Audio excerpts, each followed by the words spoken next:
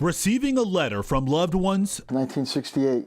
usually meant someone cared. I probably got 2 or 3 a day. Being able to send one I almost blew it. meant you survived another day. It's hard to believe he is dead. In the midst of bombs and bloodshed during the Vietnam War, these thin envelopes carried a lot of comfort. Made you feel like, okay, they know I'm still here. They didn't forget me. It is 10 p.m. That reassurance for these Army veterans Dear Mom, didn't just come from home, but also each other. That was a good thing that we're all over there together. These childhood friends from Winstead. we knew each other well. We all partied together. We were both after the same girl for a while.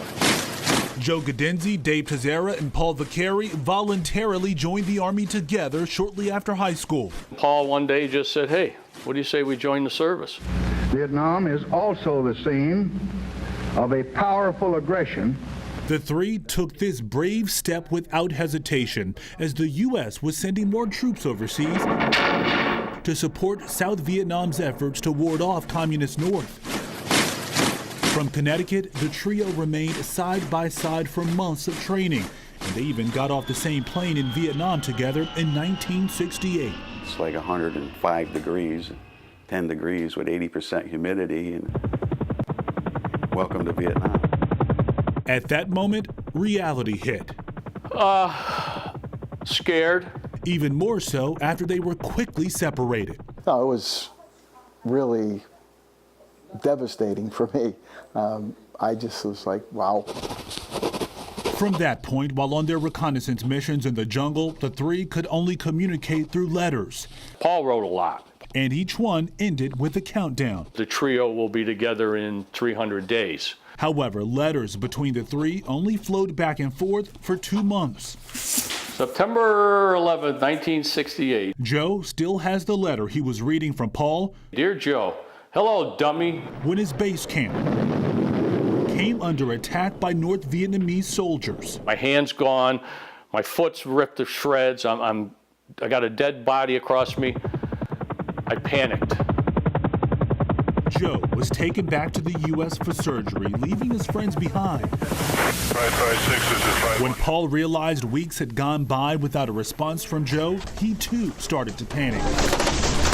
With nearly 17,000 deaths, 1968 was the deadliest year for Americans in Vietnam. The fact that we had decided to do this together, weighed heavily on me, like, wow.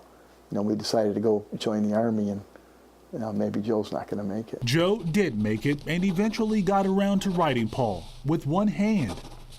He printed the entire 5 pages with his left hand. From there, Paul and Dave continued to write, keeping each other updated on Joe's condition as they finished out their taxing year-long tour in Vietnam. It's probably one of the greatest feelings of my life. The day, if not the greatest, was the day I left Vietnam. Paul and Dave reunited with Joe as soon as they returned home.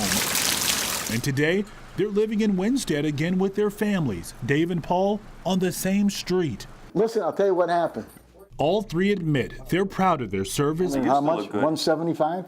but have talked very little about Vietnam since leaving, Dave showed up like the next day. especially because most of the country was against the war. Yeah, right. You could look at each other and just know, just by looking, how you felt. Hey, was this your first girlfriend? Yeah, Instead, they focus on the fonder memories of growing up I hope everything is okay where you are. and how grateful they are letters are no longer needed Joe is going to be at Pleiku. because the trio is together again. That bond is obviously never going to break. The trio will be home in about 300 days.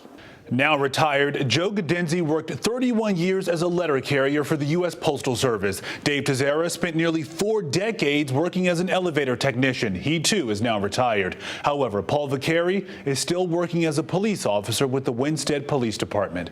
I'm Lorenzo Hall, Fox 61 News.